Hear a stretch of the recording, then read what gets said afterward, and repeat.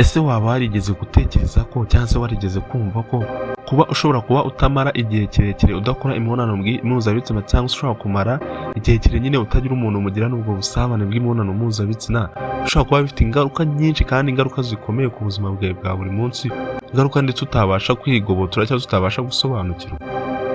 Niyo mpamvu uyu munsi ndagira tuvuge ku ngaruka zitangana ndetse ingaruka zidasanzwe ndetse utazi zigaragaza yuko niba udakora imibonano mpuzabitsina cyangwa se umaze igihe kirekire utayikora cyangwa se udakunze kuyikora nyine ugomba guhura n'izi ngaruka kandi zizafekta ubuzima bwawe mu buryo nyine butangaje cyangwa se mu buryo budasobanutse. Niyo mpamvu nk'initi rero ugomba kumenya ese nimba ndakora iki kintu kandi nyine numva ko umubiri uri kukinsaba yego bizangire ze ngaruka, kandi ugomba kumenya gutandukanya irari ndetse no gukora imibonano mpuzabitsina just nyine nko kuvuga ngo nyine ni ukuyikora nyine uhaza umubiri. Kugira irari ni igihe nyine ubona ibintu buri gihe ukaba wabasha kuba wabitsindagira ukabinumira, ariko nyine hari n'ugira irari nyine akumva ko buri gihe yabikora. Rero tugiye gutandukanya n'ibyo bintu ku buryo ngo njye nimba mfite irari ndakora ibi bintu runaka kabisa wenda maze umubiri ku rwego rungana gutya, ndetse niba nanafite irari nkaba mbihisha neza nkaba nihagaraho ku buryo nanamara n'imyaka ingahe ntaregera umukobwa kandi iryo rari ndigira, ese bizagira izihe ngaruka ku mubiri bwanjye. Rero nk'initi ndagusaba wegekaho ku karyango vuba vuba umenye se niba udakora imibonano mpuzabitsina bizakugera izihe ngaruka, ese n'abayikora cyane biba byatewe n'iki cyangwa se bibagira nabo izihe ngaruka, ndetse nimba umaze igihe kingana gutya runaka byazakugera izihe ngaruka ku mubiri wawe. Buri ngaruka ya mbere ishobora guterwa no kudakora imibonano mpuzabitsina igihe kire cyangwa se kwa kundi uba waragiye nyine ukigotera just ushobora kuba wenda ari nk'akazi cyangwa se ukunda ibindi bintu cyangwa se nyine utanagira n'imbaraga zo kugira iryo rari nyine sinzi wenda ikintu runaka cyatuma utayikora, ariko just nawe urabizi ko nyine igihe runaka ushobora kuba igihe kirekire utayikora ariko ukaba utazi n'ingaruka. Buriya ingaruka ya mbere akenshi kwiyongera kw'agahinda kadasobanutse. Buriya nimba uri umuntu kandi just ufite umubiri ufite amaraso kandi nyine ufite n'amarangamutima kandi nyine umuntu akozwe mu irari guys, ntuzumve ngo umugabo ngo agira irari ngo ubwe ngo wamutera ibuye just, ahubwo ubuhanga buba buri mwaho ngaho iryo rari ryawe rikontorora gute. Si uko abapadiri batagira irari, abapasiteri batagira irari cyangwa se abandi bantu nyine ubona imibonano mpuzabitsina wenda bashaka kuba bayigendera kure bashobora, si uko nyine ngo batagira irari cyangwa se ngo bo batifuza, ariko nk'initi uba ugomba kuvuga ngo se irari ryanjye ndikontorora gute kameme, cyangwa se nyine nitwara gute mu gihe nahuye n'iki kibazo. Rero iyo ugira irari nyine cyangwa se iyo wifuza ibintu nyine ntubashe kubikora, usanga kenshi na kenshi wisanga mu gahinda kadasobanutse nyine cyane nyine mu gihe nyine wifuza ibintu umubiri just uhora ukwishyuza ibintu nugerageza kuba ibyo wifuza nyine wowe ukumva nyine umubiri guhora ukugora noneho kameme n'ibi bintu ukuntu byaje imibiri y'iyi minsi wagira ngo isigaye ikorwa ukwayo, noneho usanga umuntu just ari umuntu we noneho ahora afite irari ku kintu runaka. Buriya imibonano mpuzabitsina ukurira ikintu bita dopamine ndetse na oxytocin, ya misemburo yo mu mubiri just hormones nyine biba yabasha kongera ibyishimo, cyangwa se mu gihe umuntu yababaye ikaba yabasha guhindura uko yiyumva. Ese nawe nimba waragerageje wenda ngo gukora ibi cyangwa se warayikozeho, uzareba kenshi na kenshi nk'iyo wayikoze cyangwa se nk'iyo nyine wagiye muri ibyo bihe just wari ufite nk'ibibazo runaka utari wishimye, akenshi after nyine usanga nyine utacyumva uri muri uwo mujyi, uba wumva nyine ufite akishima akanyamuneza ukuntu runaka. nyine niyo mpamvu nyine just bavuga ngo imibonano ngo just ishobora kuba yongera dopamine cyangwa se nyine ino misemburo just ishingiye ku byishimo bwa muntu. Rero niyo mpamvu iyo utayikora cyane se cyangwa iyo utimenyereje kuyikora usanga ufite agahinda cyangwa se ufite utuntu tw'udushiha nyine tudasobanutse. Niyo mpamvu bavuga ngo nk'initi uba ugomba kwihangana ndetse no kutagira ibyishimo biva mu guhuza nyine iyo mibonano mpuzabitsina, nyine ngo uyimenyereze kameme, ariko nyine ukamenya ko nyine no kuba utayikora biba bifite ingaruka kandi bishobora kuzaca intege cyangwa bikangiza amarangamutima yawe mu gihe kirekire runaka. Niyo mpamvu ntabwo ugomba kuvuga ngo ngiye singomba kubaho ntayikora ngo reka uba ugomba kuyikora nk'initi ukanamenya ibyo ari byo. Rero ikindi kintu cya kabiri nababwiye ngo hano ni kuri Kadiola Entertainment turi mu gice c'initi. Nimba utarakora subscribe kora subscribe, tugiye tugendana mwese mwamaze gukanda subscribe ni ingenzi. Like kuri video ni iby'agaciro, comment ese wowe irari ryawe rikontorora gute kameme. Nta kibazo mujye mwisanzura muri comment, ngewe iyo bigeze ku kintu cy'irari ndarikontorora nyine nicyo nivugira. Rero ikintu cya kabiri rero ugomba kumenya ko ari nk'ingaruka nyine hatari bishobora kuba zagaragara ku muntu udakora imibonano mpuzabitsina cyangwa se zishobora kuba zaterwa udakora imibonano mpuzabitsina. Akenshi na kenshi atakaza ubushake bwo kwegera abantu, nyine bwo kumva nyine yashirutse isoni akegera abantu. Buriya uzarebe nk'umusore cyangwa se umukobwa warakuze iwanyu baragukanira ibiki ugeze ku myaka 20 utaragerageza kameme, ugeze kuri iyo myaka utaragerageza uzarebe just iyo ugeze muri society nyine umuntu kabisa atagutandukanye n'umuntu usanzwe nyine uyikora cyangwa se umuntu wayikoze, just niyo muri society muri mu bantu, ukuntu wowe uba reacta, ukuntu uba witwara, uburyo ushaka guhuza amaso n'abantu, uburyo wajya imbere y'abantu ukavuga nyine, usanga uri wa muntu nyine nta confidence, nta bintu by'iki nyine, usanga nyine social confidence yaratandukanye, kuko nyine hari ibintu byinshi uba utazi, kandi nyine abantu nyine nta nubwo uba wumva nyine ibintu by'abantu bisobanukiwe cyane. Buri bushakashatsi bwerekanye ko imibonano mpuzabitsina ifasha mu gutuma umuntu yisanzura n'abandi, ndetse akumva ko kabisa wabonye ibyishimo bya nyuma by'umuntu, nawe ukumva nyine just urisanzwe, kuko nawe ibyishimo wigeze kugiraho wabihawe n'umuntu, kandi ibyishimo nyine tazasanga ahandi. Buriya hari ukwisubiraho cyangwa se gutinya intimate, cyangwa gutinya uko uvugwa cyangwa se uko umuryango wagufata, ariko nyine ubizi neza ko ibyo bintu nubwo utari kubikora nyine kandi ubikeneye, nubwo nyine ubangamiye irari rya cyangwa se nubwo nyine hari ukuntu butitwara mu gihe just udakora imibonano mpuzabitsina, ushobora kwisanga ugeze aho wumva abantu bose baruta wowe, cyangwa se wumva wowe utameze nk'abandi bantu, just by stoicism. Nta kuvuga ngo ni ibintu nyine just ngo abantu bagukoreye, ahubwo ari ukubera ko utajya ukora icyo kintu nyine, wowe ukasanga amarangamutima y'abantu cyangwa gutinyuka kw'abantu byagiye biramungwa, ugeze kuri rwa rwego wumva ko udashishikajwe no kuba wamenya abantu ibiki, ngo nyine wumve ngo wisanzuye ku bantu kame, nyine just ube wafitinga society, ugasanga uri muri ya society ariko uhora umeze nk'aho uri nyakamwe nyine n'uwisanzuye ku bantu, just nubwo nabisanzuye just wenda uri umukobwa wisanzuye ku bakobwa bagenzi bawe, cyangwa se umusore uvugana n'abasore bagenzi bawe, cyangwa umuhungu uvugana n'abahungu bagenzi bawe, ariko ugasanga nyine nta relation runaka wagirana n'umukobwa cyangwa se umuhungu bitewe n'uko utabashije kuba wakora icyo kintu. Rero tumenya ko n'intiti nyine nubwo udakora nyine iyo mibonano, kandi just wenda utajya unayikora ariko bifite ingaruka. Rero ikindi kintu cya gatatu kigaragaza nk'ingaruka ishobora guturuka mu udakora iyo mibonano mpuzabitsina, akenshi na kenshi bikunda kudindiza mu bwenge bushingiye ku mibanire,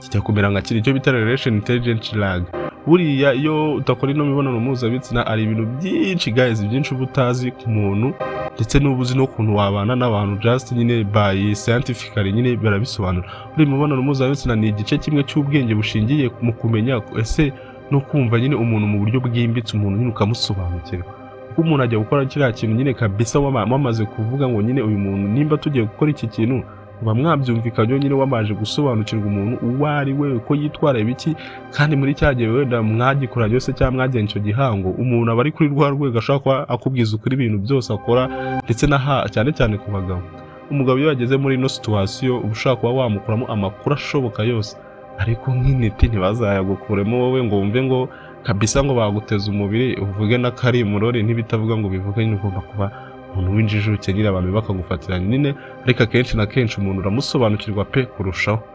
ku buryo umuntu ushobora kusanga umenya ibintu bye byinshi, ukibaza si uyu muntu nari muzi after yuko nyine mwakoze iyo mibonano mpuzabitsina. Niyo mpamvu umuntu utayikora ntabwo abazi nyine ku mibanire, cyangwa se ntabwo abasobanukiwe ibintu bijyanye n'imibanire, uko abantu bitwara just ukuntu abantu babaye, ndetse no kutayikora igihe kirekire bishobora gutuma umuntu adashobora guhuza neza n'abandi mu buryo by'imibanire, niyo ugasanga umuntu nta nyine ba bantu bari single, cyangwa ba bantu ushaka gusanga amaze nk'imyaka 3 nta mukunzi, nta kintu, nta muntu wisanzuye nyine ngo wumve ngo urakunzwe, just biba byaratewe nuko nyine utayikora igihe kirekire, kandi nyine n'umubiri wabyimakaje nyine ukumva no kwegera abantu biguteye isoni. Buriya abantu cyangwa se nk'intiti za nyazo, abantu benshi bakunda kugira ubwenge bwo gutandukanya irari ndetse n'ubusabane kabisa, ukabasha gutandukanya ibyo bintu nk'intiti, ariko kudahura n'iryo geragezwa ngo kwegerana cyangwa se ngo ubashije kwihanganira iryo rari, bishobora gutuma just maso cyangwa se umubiri wawe udashobora kubana neza n'uw'abandi, ndetse just ukajya ucika intege mu kwegera cyangwa se kugira any attraction hagati yawe n'undi muntu runaka, even mo mutandukanyije nyine igitsina, cyane cyane umuhungu n'umukobwa. Buriya ikindi kintu cya kane cyangwa se izindi ngaruka za kane ushobora guhura nyine n'umuntu udakunze gukora imibonano mpuzabitsina, cyangwa ngo utarayigeze, noneho bikaba akarusho iyo waje kuba wenda warashatse w'umugore cyangwa umugabo kame, mukaza noneho kuba ngo ndahagaritse nyine sinyikora imibonano mpuzabitsina, wenda mwaratandukanye ariko just nyine wenda aka kazi kakakugota, ntubashe kuba wakongera kuyimakaza ngo wongeye kuyikora, noneho iyi ngaruka nyine irakugaruka cyane. Buriya guhangayika cyane ndetse mu buryo bw'umubiri, hari ukuntu iba wumva nyine udakora imibonano mpuzabitsina warigeze kuyikoraho pe, uzagenda ushobora guhangayika, umubiri ukajya ugutera stress ku buryo ugira ngo baranakuroza, ukajya wibaza si ibi bintu biri kumbaho ni ibiki, ari byo akenshi na kenshi bita physiological tension, nyine kuba warakozeho ikintu ukaza kujya buriya kwifata igihe kinini bitera stress y'umubiri pe, usanga nyine umubiri ntabwo uri gutuza, ugasanga nyine urajagaraye n'itime ukajya usanga nturi gukora ibintu neza, atari uko ngo wanabonye ngo umuntu uramwifuje ngo nubikoze cyangwa se ngo wagize nyine just active body cyangwa umubiri wabishatse ngo nubikoze, ahubwo ni ukumva nyine umubiri wawe ntabwo unameze neza, aricyo kintu kiri kubitera gusa ariko ntugisobanukirwe, ukumva nyine ntabwo uri kuvibinga, ukumva nturi kwitwara neza, kumbe ni uko nyine just umaze icyo gihe kinini udakora imibonano mpuzabitsina. Kenshi na kenshi bishobora gutuma iminsi ijya kugufata cyangwa se ukumva nyine just imitsi y'umubiri nyine iri kugufata, ukumva rimwe na rimwe uri no kugira n'amavunane runaka, umutwe uribwa cyangwa se ugira n'umunaniro udasobanutse. Abantu nyine bigeze kuyigeragezaho barabizi, nk'iyo umaze igihe kirekire uyikora cyangwa se warayimenyerejeho ukaza kubireka, ujya wumva nyine ubu bameze nk'uwahinze cyangwa se wakoze ikintu gikomeye just cyakwanjije cyaguteye amavunane kandi ushobora kuba wiriwe unaryamye. Nyine buriya nk'initi ntabwo guceceka igihe kirekire ibintu nk'ibyo biremerewe ari ngombwa, nyine ugomba guhita umenya ko ugomba gufata icyemezo gihamye, ariko nyine ntuzigere uvuga ngo ngiye kwangiza ubuzima kameme, ariko ugomba kugerageza ikintu runaka ukamenya ibyo ari byo. Ikindi kibazo cya gatanu cyangwa se iyindi ngaruka ya gatanu abantu benshi bakunze kuba badakora imibonano mpuzabitsina bakunze guhura nayo, akenshi na kenshi ibibazo by'imitekerereze yihishe. Nyine uba usanga nyine umuntu utayikora pe aba ari suppressed desire cyangwa se laboratory, nyine ugasanga nyine ibibazo nyine mu mitekerereze, just imitekerereze yimbitse aba afitemo ibibazo, ntabwo just aba agitekereza neza. Ubwonko bushobora gufunga ubushake igihe runaka pe, ariko si buhagarike igihe ari nyine cyangwa ubwo bushake burundu. Benshi baza kwisanga noneho baratakaje icyo bita self control igihe rero baboneye ayo mahirwe yo kuyikora, cyangwa se igihe nyine aciye urwo rwaho ngo uvuga nyine ngo ngiye nk'initi ngiye kwitamo nyine cyangiye kuba nayikora imibonano mpuzabitsina. After that kugira ngo yongere kubona self control bikaza kuba imbaraga utamenya, nyine just ugasanga nta nubwo bihari. Ari nawe handi usanga ngo umuntu ngo yafashe ku ngufu ngo inyamaswa, umuntu yakoze nyine amahano bitewe n'uko wowe wimenyereje kudakora imibonano mpuzabitsina, none irari riragenda rikibika just rikipfundikira ahantu. Rero uyu bikoze rimwe pe none wari umaze icyo gihe kinini utabikora, usanga nta n'igihe kirekire nyine ubikoze, none ugasanga mu nyuma noneho bikuma after yo kubikora none uri kubisabwa buri munsi guys, buri munsi, ku buryo ushobora guhera mu gitondo ufite active nyine just nyine umubiri wanze kurekera kukwifuza nyine ibyo bintu. Buriya kwifata ntago ari uguhunga irari just cyangwa se ngo wumva nimba wifashe ngo ngiye ngo nararingira, ahubwo ni ukurimenyera nyine ukavuga ngo ngenda rikontorora gute, ariko ndanarigira ariko kabisa nyine nawe bizi kurigira, ndetse n'abantu nyine muhorana bakabona kurigira, ariko nyine uzi kurikontorora ukarishyira ku murongo ku buryo umuntu yavuga ngo ufite irari, ariko cyase nyine umuntu umunyabwenge uri initi uzi kurikontorora. Kwifunga rero igihe kirekire cyane bituma iryo rari rigenda rikibika kabisa, rikuzuza imbaraga, rigatera ingaruka z'ikirenga mu gihe wakoresheje irari ricya cyangwa wagerageje kubikoraho, ku buryo ubutaha kwifata bizaba ingorabahizi ndetse uzakora ibintu bidakorwa. Nyine izindi ngaruka ya gatandatu cyangwa se iyindi ngaruka, kenshi iyo umuntu atakoze imibonano mpuzabitsina igihe kirekire cyangwa se arinze nyine akora atarayikora, kenshi akunze gutakaza connection n'umubiri we, cyangwa se ugatakaza nyine connection n'umubiri wawe, niyo bita body disconnect. Buri imibonano mpuzabitsina ni igihe umuntu amenya uburyo umubiri we ukora ndetse n'ukuntu awugiraho cyangwa se ushaka kumugiraho ingaruka runaka mu gihe yakoze ikintu runaka ndetse no mu gihe atagikoze. Rero kudahuza cyangwa se kudakora imibonano mpuzabitsina igihe kirekire bituma habaho kudahuza hagati y'amarangamutima n'umubiri. Numenye se njye ndi kwifuza iki, njye nakunze ibiki, njye nararikiye ibiki, just nyine ugasanga nyine nturi kubasha guhuza ibitekerezo n'umubiri. Buriya nk'initi akenshi bakunze kuvuga ngo tugomba kumenya kugenzura amarangamutima y'ibyo tubona ndetse n'ibyo twifuza ndetse n'ibyo twararikiye, ndetse ukabasha kubihuza n'umubiri wawe ku buryo ushaka kuvuga ngo njyewe uyu nguyu umuntu namukunze pe, namukunze ndetse n'ubu namurarikire. Rero iyo wabashije kuba igihe kinini udakora imibonano mpuzabitsina kabisa, ushaka kuvuga ngo uyu muntu sinamukunze, cyangwa se ushaka kubona umuntu ukamukunda pe, ariko ari ryarari nyine ryakurenze after yo kuba wayikozeho rimwe, ukabasha nyine kumva umuntu n'uwo wakunze ukumva nyine just nicyo kibahuza nyine ni ugukora rompe bikarangira nyine. Wenda usibye ko nyine iki kibazo akenshi abantu bakunze kukigira nyine cyo kumva nyine n'umuntu ukunze nyine cyo cyabahuza, ariko akenshi na kenshi nyine utakoze imibonano mpuzabitsina igihe kirekire, rero iyo uyikoze ukayigerageza n'ubu ukibasha kumenya ngo njye nakunze nde, njye nararikiye nde, cyangwa se njye ndi kwifuza nde. N'ubu nagishoboye no gutunga n'inshuti ye, utunga umushuti ukumva just ni rompe nimba nta bihari cyangwa se nimba nta mibonano nyine nta bushuti, ntabwo nyine ukumva nyine wowe ubayeho muri uwo mujyi wo kumva ko igitsina gore cyose wifuje cyangwa se umuntu wese mudahuza igitsina muhuye, cyane cyane n'abakobwa bikunze kubaho, ugasanga umusore wese bahuye aba ashaka ngo hashye cyangwa se bagire ibyo bikorera, bitewe n'uko nyine yabaye iki gihe kiracyari muri iki cyo kudakora imibonano mpuzabitsina. Rero tugerageze ndagerageze kame murebe n'ibyari byo, kuko nyine ibintu byose buriya biberaho gukorwa ndetse n'ibintu byose biberaho kugeragezwa, hakurya uzahure n'izi ngaruka. Njye nagerageza ko ndaza kugerageza nyine ndebe ubundi byari ku buryo nyine nawe utazavuga ngo ngende igura n'ingaruka, cyane cyane umuntu utarayikoze. Abakobwa bundi nibo bikunze kuba cyangwa ugasanga urashatse nk'umugabo uvuga ngo ngiye nagiye ngo mu rugo ngo nta gasogi, cyangwa se uri umugabo ngo ngiyewe ngo ndashaka umugore ngo ndimanze biki, tayari umuryango kujya uzawubake rero kakaba kabaye, kuko nyine cyasi ireba irarubitse nk'imyaka 25 cyatara none adolesa yose yibikanye irari, cyangwa se ya myaka nyine yo kwifuza urayibitse yose,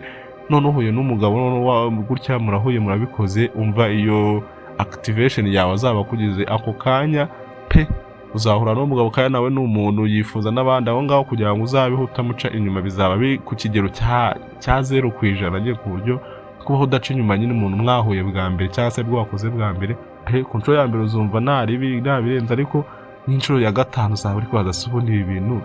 n'abandi niko babikora ibi biki, cyangwa se umugabo yaba ari no kumvira nyine ibyo bintu no bigutere no kumva nyine utakimukunze cyangwa se utakimwifuza, bitewe n'uko nyine utigeze uhura n'abandi ngo uze kumva ko nyine just ari ibintu bimwe, nubwo n'abandi babikora nyine wumve ko nyine naho bitaniye n'ibyo mukora, nyine kumva ko ushaka ugiriye nyine irari abandi bagabo cyangwa se abandi basore, wumve ntacyo bigutwaye kuko nyine wigeze kubabonaho cyangwa se wigeze kubakoraho, kandi wumvisha ko naho bitaniye. Rero menya nk'initi ku buryo uri ugomba gutwara umubiri wawe ndetse ukabasha kuba uzubaka umuryango wawe just kameme. Wowe twari kumwe aka kanya kugeza kanya menya ko uri uw'agaciro guys, uri uw'agaciro kuba ugejeje akanya iki kiganiro cyo ngusaba no kuba warakoze subscribe gusa na like kuri iyi video, kandi ibiganiro byose bya nk'initi tukajya bikurikirana umunsi ku wundi, tubahereza nk'initi buri gice, kandi ibintu byose bituma wafitinga society aba ari iby'agaciro, ko hatuma nyine abantu bakwiyumvamo ibintu nk'ibyo nibyo duhora tubanyurizaho. Ndetse ujya muri comment wisanzuye se bimeze bite ubundi Rwanda, kugira tujye tubasha no kubahereza ibiganiro tubona ko mwanabyishimiye kandi mwabikunze, ndetse no muri kubiriyakita cyangwa muri kubyishimira. Ni iby'agaciro tuze kubona mu biganiro by'ubwenge mu kanya gato. Ciao ciao.